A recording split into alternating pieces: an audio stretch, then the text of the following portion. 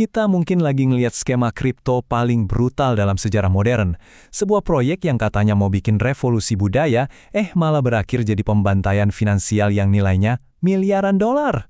Cuma butuh 48 jam, nilai token ini langsung anjlok 95% dari puncaknya. Lenyap begitu aja. Pertanyaan besarnya, kok bisa? Gimana caranya aset yang kelihatannya super menjanjikan ini bisa menguapkan miliaran dolar dalam sekejap mata? Oke, ayo kita bedah bareng-barang anatomi dari kehancuran Revdeo ini. Biar kita ngerti kenapa ini bisa hancur, kita harus mundur sedikit ke awal. Kita lihat dulu, janji manis apa sih yang mereka jual ke ribuan investor sampai pada percaya? Jadi, Revdeo ini datang dengan ide yang kedengerannya jenius banget. Mereka mau menggabungkan dunia festival musik global dengan teknologi blockchain. Mereka ngejual mimpi soal ekonomi budaya yang terdesentralisasi. Jadi, token Rave ini bukan cuma koin buat spekulasi loh. Katanya ini bisa jadi tiket VIP, alat pembayaran di festival, bahkan bisa jadi hak suara buat milih artis. Keren kan?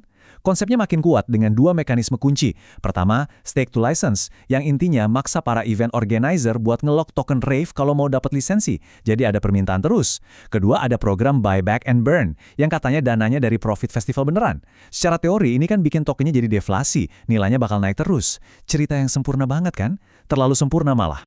Tapi ya itu dia, di balik semua janji manis itu, ada bom waktu yang lagi ticking. Nah sekarang, kita masuk ke bagian forensiknya nih. Kita bakal bedah tokenomics-nya yang dari awal emang udah dirancang buat memangsa.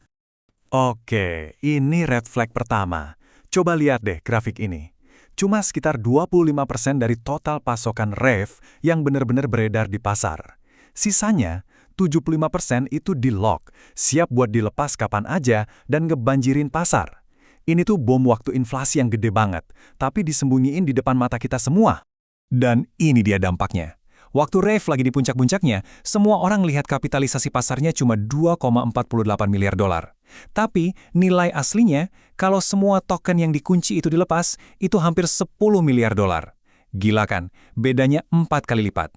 Rasio FDV banding market cap yang di atas 4,0x kayak gini, itu udah sinyal bahaya yang luar biasa. Nunjukin kalau valuasi aset ini tuh nggak sehat dan rapuh banget.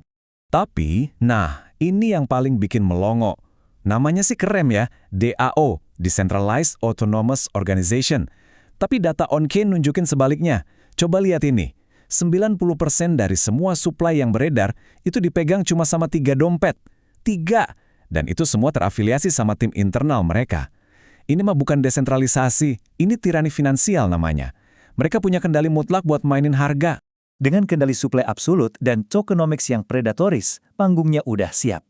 Sekarang, mari kita rekonstruksi gimana para bandar ini mengeksekusi jebakan maut mereka dengan presisi yang mengerikan. Ini dia rekonstruksi jebakan short squeeze mereka. Ada 4 langkah. Pertama, umpan. Mereka sengaja deposit 18 juta Rave ke bursa. Para trader lihat ini sebagai sinyal. Wah, mau ada yang jualan besar-besaran nih. Jadi mereka rame-rame pasang posisi short, nebak harganya bakal turun. Kedua, jebakannya kepasang. 74% pasar udah ada di posisi short. Ketiga, eksekusi. Tiba-tiba, para bandar ini narik suplai mereka dari pasar dan langsung ngepam harganya. Ini bikin pasar jadi kosong likuiditasnya.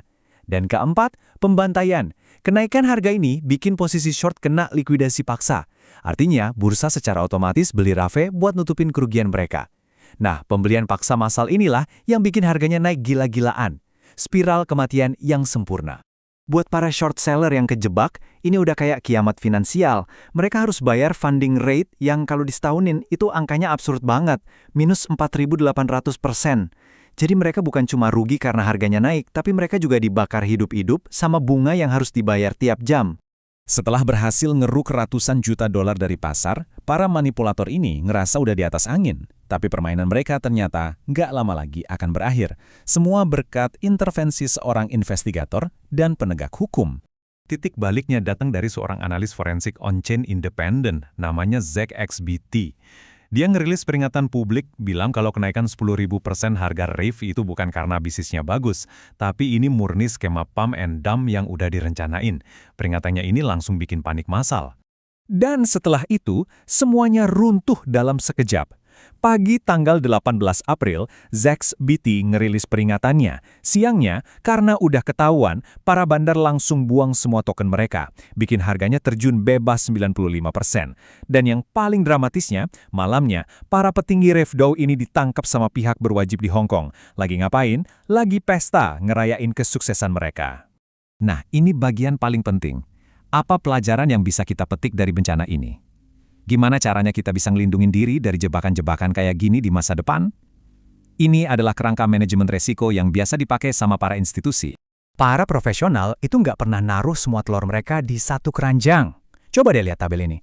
Sebagian besar portofolio mereka, 70-85%, itu dialokasiin ke aset tier 1 kayak Bitcoin buat investasi jangka panjang. Terus sebagian kecil lagi, 10-20%, ke ekosistem layer 1 yang udah jelas kayak Ethereum. Dan cuma porsi seuprit 1-5% yang dipakai buat main-main di altcoin berisiko tinggi kayak Rave.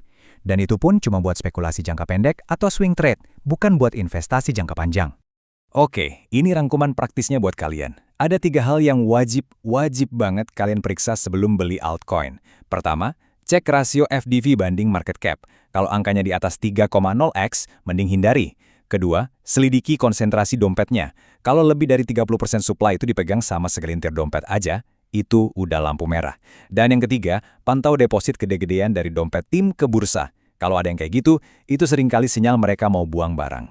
Kasus Rave ini ninggalin satu pertanyaan besar buat kita semua di dunia kripto. Setelah kita ngeliat gimana sebuah proyek bisa dengan gampangnya memanipulasi pasar gara-gara suplainya terpusat, apakah kata desentralisasi yang sering banget kita dengar di banyak proyek kripto sekarang ini, jangan-jangan cuma ilusi marketing? Cuma topeng buat nutupin struktur kekuasaan yang sebenarnya sama aja kayak perusahaan biasa? Gimana menurut kalian? Yuk kita diskusiin.